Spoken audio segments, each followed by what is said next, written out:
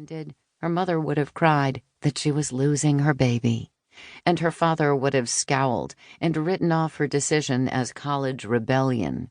Neither was true, but no matter how she explained it, her parents didn't understand. They'd traveled extensively in Europe, and to them it was no big deal. But it was Lauren's first time here, and to her it was like discovering a whole new world, a world she felt an instant rapport with. It was like discovering a part of her soul she'd never known existed, and she had to immerse herself in it. She'd entertained the idea of flying to Lake Tahoe for the week and then returning to fulfill her dream.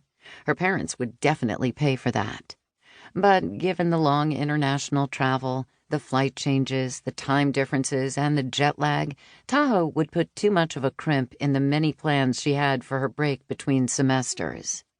She'd had invitations from school friends who said she could stay with them during her travels, friends from Germany and so many other countries.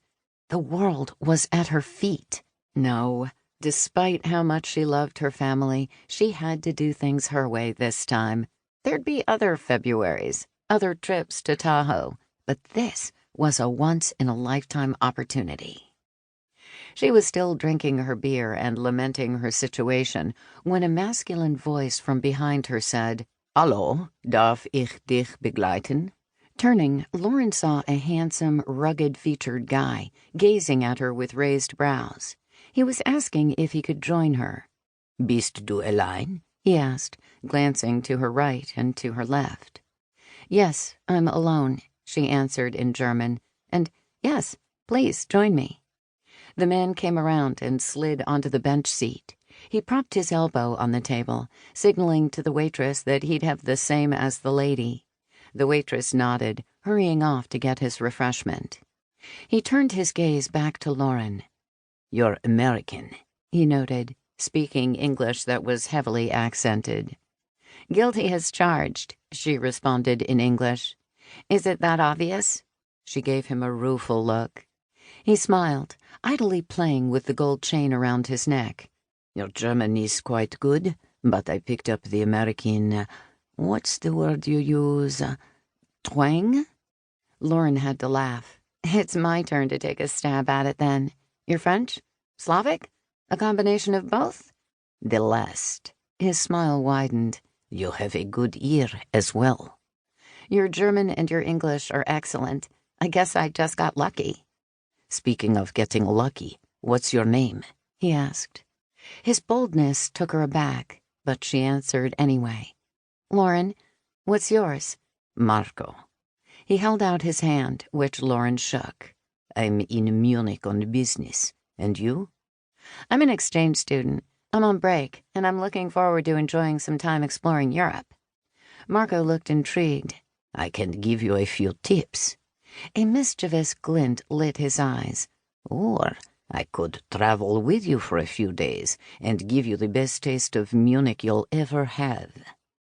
Lauren felt flushed. She was 20 years old. She knew very well what Marco meant by the best taste. She should be offended, but she couldn't help being flattered. He was older, good-looking, and charming. Nonetheless, she wasn't stupid, and she wasn't in the market for a hookup.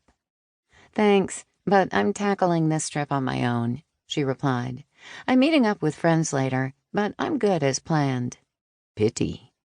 The glint in his eyes faded with regret. "Then at least let me give you some pointers about the best sights to see and the best restaurants and places to visit." "That would be fantastic." Lauren rummaged in her purse for a pen and paper.